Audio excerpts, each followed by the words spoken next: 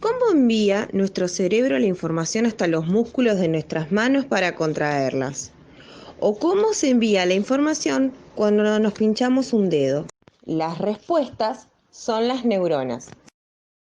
Las neuronas son células que se encuentran en el sistema nervioso y se cargan de producir, conducir y transmitir los impulsos nerviosos. Las neuronas no son todas iguales, sino que tienen diferentes formas dependiendo de su ubicación.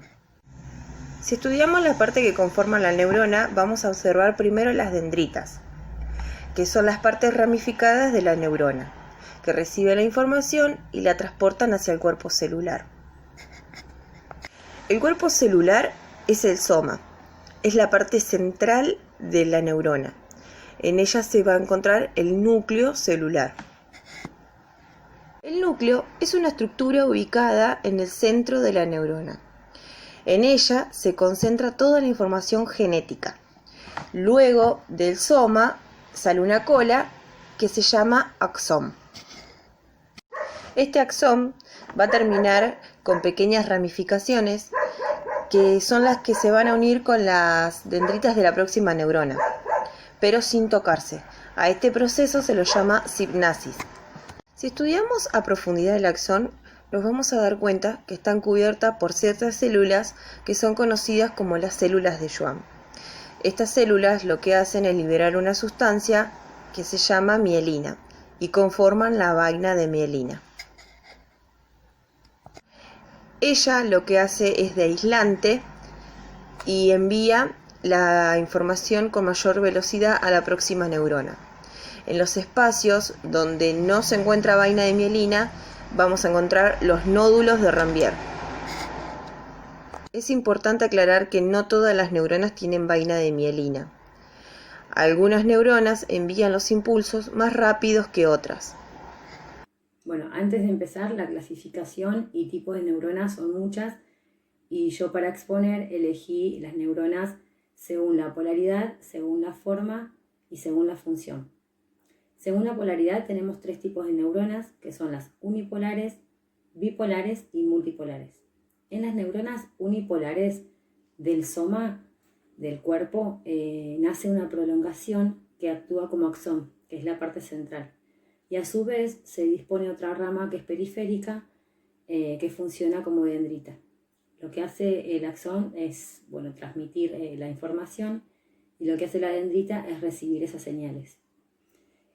Tanto las neuronas unipolares como pseudopolares son poco frecuentes en realidad en el ser humano, pero de todos modos se pueden localizar, por ejemplo, en la raíz de los nervios raquídeos y en los ganglios, en la parte dorsal.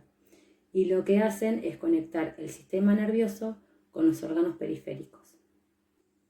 Las neuronas multipolares se caracterizan por poseer un núcleo, un axón y, como ya hemos dicho, gran cantidad de dendritas. Además tienen una morfología que lo que permite es integrar gran cantidad de información y conectarse a gran variedad de neuronas. Estas neuronas, las multipolares, abundan en el sistema nervioso central y además incluyen neuronas motoras e interneuronas. También se asocian a regiones encefálicas y a la realización de procesos cerebrales complejos como la memoria y el razonamiento, y también pueden hallarse dentro de la médula espinal. Además, hay otros 2 tipos de neuronas multipolares, que son la de Golgi 1 y la de tipo de Golgi 2. La de tipo de Golgi 1 tienen el axón más largo y son células piramidales de la corteza cerebral y células motoras de la médula espinal. Y las de tipo de Golgi 2 tienen el axón más corto, incluso pueden llegar a no tenerlo, y se encuentran dentro de la sustancia gris de la corteza del cerebelo y de la corteza cerebral. Las neuronas bipolares son células que se caracterizan por tener 2 prolongaciones, un axón y una dendrita. Son más prevalentes que las neuronas unipolares y menos prevalentes que las neuronas multipolares. ¿Por qué? Porque las neuronas multipolares son las que tienen más cantidad de dendritas. Además, las neuronas bipolares son principalmente sensoriales porque están especializadas en la transmisión de señales que provienen de sentidos específicos como estímulos olfativos, gustativos y auditivos. Por eso, más allá de que pueden encontrarse tanto en el sistema nervioso como en el organismo, al prevalecer en los órganos sensoriales, su principal ubicación son la retina y el epitelio olfatorio. Las neuronas, según su función, se clasifican en sensoriales o aferentes, motoras o eferentes e interneuronas. Las neuronas sensoriales o aferentes reciben información del exterior y la trasladan al sistema nervioso central, es decir, que transportan impulsos nerviosos desde los órganos receptores hasta este sistema. Tenemos neuronas aferentes somáticas, que son las que están relacionadas con el dolor, la presión y la temperatura, y tenemos neuronas aferentes viscerales, que son las que están encargadas de manejar los estímulos que provienen de las vísceras, que es un órgano que está contenido en las cavidades del cuerpo humano. Por lo cual, los seres humanos percibimos estímulos cuando procesamos esta información a través del sistema aferente. Las neuronas motoras o eferentes tienen como principal función enviar diferentes estímulos nerviosos que se producen en nuestro cuerpo por fuera del sistema nervioso central. Los envía hacia los efectores, que son los músculos o glándulas. Y además son los encargados de generar respuestas, por ejemplo, a través de secreción de sustancias o movimientos. Por lo tanto, las neuronas motoras transportan señales de la médula espinal a cada uno de los músculos, para poder así producir el movimiento del cuerpo. Las interneuronas son las que analizan la información sensorial y almacenan parte de ella. Actúan también en los actos reflejos, estímulo-respuesta, a nivel de la médula espinal. Estas neuronas son neuronas multipolares, conectan neuronas aferentes y eferentes en los tractos neuronales, es decir, que funcionan como un puente de comunicación entre lo sensorial y lo motor. Las interneuronas, además, son las responsables de funciones como la percepción, el aprendizaje, la memoria, la decisión y el control de conductas. Las neuronas, según su forma, pueden ser poliédricas. En las poliédricas, la forma del soma tiene forma geométrica con muchas caras, como las motoneuronas del asta anterior de la médula. Las neuronas con forma fusiforme tienen forma de huso y se encuentran en el doble ramillete de la corteza cerebral. Las neuronas con forma estrellada son con forma de araña y se pueden encontrar en la corteza cerebral y en la gesta de Golgi del cerebelo. Las neuronas con forma de esfera se encuentran en ganglios espinales, simpáticos y parasimpáticos. Neuronas con forma piramidal. La forma del soma es piramidal, de su base parte el axón y del borde de la base parten las dendritas. Las dendritas son parte de las neuronas donde se encuentran repartidas por todo el cuerpo, tanto en el cerebro y la médula espinal, como aquellas que están en los ganglios, los órganos internos, los músculos. Son pequeñas ramificaciones que salen del cuerpo celular, es decir, la parte de la neurona en donde se encuentra el núcleo de la célula. Las dendritas suelen ser más cortas y finas, de manera que terminan más cerca del cuerpo celular. En la superficie de las dendritas hay otra clase de prolongaciones llamadas espinas dedéndricas, que son los lugares en donde las dendritas cumplen su principal función. Esta función es la toma de contacto con los neurotransmisores que llegan desde afuera. Las espinas dedéndricas actúan como terminales a los que llegan los estímulos de otra neurona que mandan neurotransmisores a través del espacio sináptico. Gracias a esto es posible que se establezca la transmisión de impulsos nerviosos que permite el funcionamiento no solo del cerebro, sino de todo el sistema nervioso, dado que hay neuronas repartidas por todo el cuerpo. El potencial que tiene el cerebro a la hora de adaptarse a circunstancias como por ejemplo aprendiendo la experiencia es posible gracias al trabajo de las dendritas. Estas son las que regulan las posibilidades de que dos células nerviosas tomen contacto entre sí con más o menos frecuencia y así decidan la ruta que toman los impulsos nerviosos. En la superficie de las dendritas hay una serie de estructuras llamadas receptores que se encargan de captar ciertos tipos de neurotransmisores y de activar un mecanismo concreto. El rol que cumple en la comunicación del cerebro es que las dendritas son las encargadas de captar las sustancias químicas que salen desde la punta de los axones y de hacer de que estas señales químicas se transformen o no en impulsos eléctricos, aunque este proceso también se puede iniciar en el cuerpo de la neurona. En las dendritas y en el cuerpo neuronal donde nacen las señales eléctricas, también llamadas potenciales de acción, son las que recorren las neuronas y que terminan en la punta de los axones, haciendo que esta parte de la neurona libere sustancias químicas. Cuando la cantidad adecuada de neurotransmisores llegan a las dendritas se produce la despolarización. Es el proceso donde se generan los impulsos nerviosos. Las dendritas suelen ser muy ligeras y muy sensibles a las variaciones en el tipo y cantidad de neurotransmisores que recogen.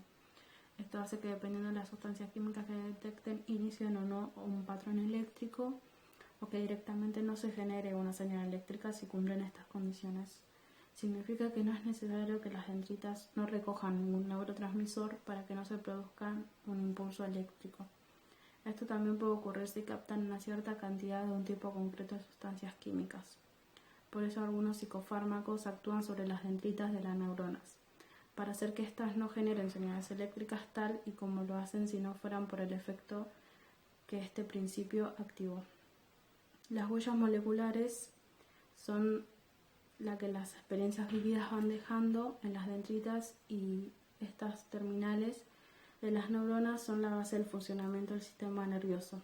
Su capacidad es de hacer que su actividad vaya variando de forma más dinámica. A la vez son parte fundamental del proceso de gestión de los recursos, que son patrones impresos de estas huellas moleculares con lo que trabaja la célula nerviosa. Bueno, el sistema nervioso está compuesto por células neuronales que se denominan neuronas. Hay un punto en la vida de estas neuronas en que se detiene y las neuronas van a morir. Esto va a causar que ellas dejen de cumplir su función principal de transmisión y que también perjudiquen a las neuronas sanas que están a su alrededor. El uso reiterado de drogas como anfetaminas, metanfetaminas, cocaína o éxtasis produce la muerte neuronal, ya que los glóbulos blancos van a atacar a las células sanas del sistema nervioso. Fumar o masticar tabaco también produce la muerte neuronal, ya que esto hace que los glóbulos blancos ataquen a las células del sistema nervioso. Otra de las causas por las que mueren las neuronas son las enfermedades neurodegenerativas, que estas son enfermedades que no tienen cura y que progresivamente, como lo dice la palabra, nos van degenerando. Una de esas enfermedades es el mal de Alzheimer. Lo que pasa con esta enfermedad es que se produce un exceso de placas y de ovillos que interrumpen la comunicación y el metabolismo, y a su vez las células neuronales pierden comunicación, conexión, pierden su función principal y al final de todo esto terminan muriendo. Otra de las enfermedades es el mal de Parkinson.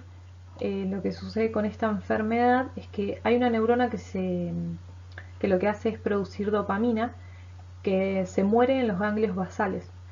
Los ganglios basales es el área que controla los movimientos del cuerpo.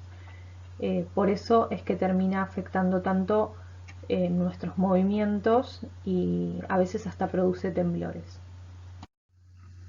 Cuando pasamos por situaciones de mucho estrés, lo que pasa es que los riñones, a través de las glándulas suprarrenales, segregan un líquido que se denomina cortisol.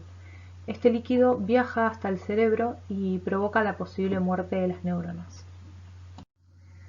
La narcolepsia es una enfermedad que produce repentinos deseos de sueño o también dormir muchas horas seguidas, muchas horas más de lo normal. La relación que hay entre esta enfermedad y la muerte de las neuronas es que las personas que la padecen pierden a las células que están encargadas del metabolismo energético, y estas células son las que se encargan de obtener energía. Llevar una alimentación saludable es muy importante para nuestro organismo, incluso para nuestro cerebro y para las neuronas que lo habitan. Lo que pasa con las personas que no llevan una alimentación saludable diariamente es que van degenerando el cerebro y eso termina más tarde con la muerte de las neuronas. Sabemos lo importante que es para nuestro organismo el consumo de agua. Sucede que para esto hay límites, porque si consumimos mucha más agua de lo que está recomendado para nuestro cuerpo, vamos a producir una hiperhidratación. Lo que quiere decir es que al beber tanta agua se va a generar una presión cerebral muy grande, y esto a su vez va a hacer que las neuronas se inflamen demasiado y así terminen con su vida. Luego de esto tenemos la deshidratación, que es todo lo contrario, se da por consumir muy poca agua diariamente. Lo que pasa es que al deshidratarnos dañamos el lóbulo frontal, que el lóbulo frontal es uno de los 4 lóbulos que está en la corteza cerebral y está justo en la parte delantera del cerebro, o sea, atrás de la frente. Este lóbulo lo que hace es controlar la memoria, la organización de actividades y la visión motora, que la visión motora es la que coordina la vista con los movimientos. Bueno, cuando hablamos de apnea del sueño nos referimos a un trastorno que se da cuando dormimos y lo que produce es que se detenga y vuelva a comenzar la respiración repentinamente y muchas veces. Tiene síntomas como sensación de cansancio y ronquidos muy fuertes. Hay una relación entre este trastorno y la pérdida de neuronas, y es que al tener un mal funcionamiento de la respiración ingresa muy poco oxígeno al cerebro y eso hace que las neuronas vayan desapareciendo. Otro de los motivos por el cual se pierden muchísimas neuronas son los accidentes cerebrovasculares. Lo que sucede con esto es que al sufrirlo, el flujo de sangre que lleva oxígeno al cerebro se corta o se hace más pequeñito, y esto a falta del oxígeno, las neuronas comienzan a morir. Se ha comprobado con estudios que cuando ese flujo de sangre se normaliza, las neuronas de todas maneras siguen muriendo. Bueno, esta es una causa que puede parecer muy irrelevante por ahí, pero no lo es. Está comprobado que un golpe muy fuerte en la cabeza puede matar neuronas. Bueno, acá puse esta imagen que no es muy seria que digamos, pero lo que quiero explicar es que se comprobó con estudios por ahí a cantantes de rock muy fuerte, muy pesado, que al sacudir la cabeza constantemente están matando neuronas. Las personas que padecen la enfermedad del cáncer, sea cual sea, tienen que tomar medicamentos muy fuertes y hacer una quimioterapia. El medicamento que conlleva la quimioterapia mata células rápidamente, ya que es muy nocivo, y también se comprobó que los medicamentos para el post-tratamiento siguen matando las neuronas. Bueno, el consumo de alcohol en cuanto a la muerte de las neuronas es un poco más charlable, ya que se hicieron estudios con personas alcohólicas y con personas no alcohólicas y no se mostraron demasiadas diferencias. Esto quiere decir que puede producir un daño cerebral, pero no necesariamente la muerte de las neuronas. Se comprobó que existe una manera para regenerar todas estas células muertas a causa de todo lo que nombré anteriormente, que es la flexibilidad cognitiva. Es una capacidad mental que lo que hace es, a través de ejercicios, lograr tener respuestas más positivas ante problemas que se puedan llegar a interponer, tolerar cambios y adaptarse a ellos sin sufrir alteraciones, no enfocarse en situaciones que nos den demasiado estrés y pensar en varios conceptos simultáneamente. Bueno, con esta capacidad se comprobó que sí se pueden regenerar todas estas neuronas que han muerto a raíz de todas esas enfermedades.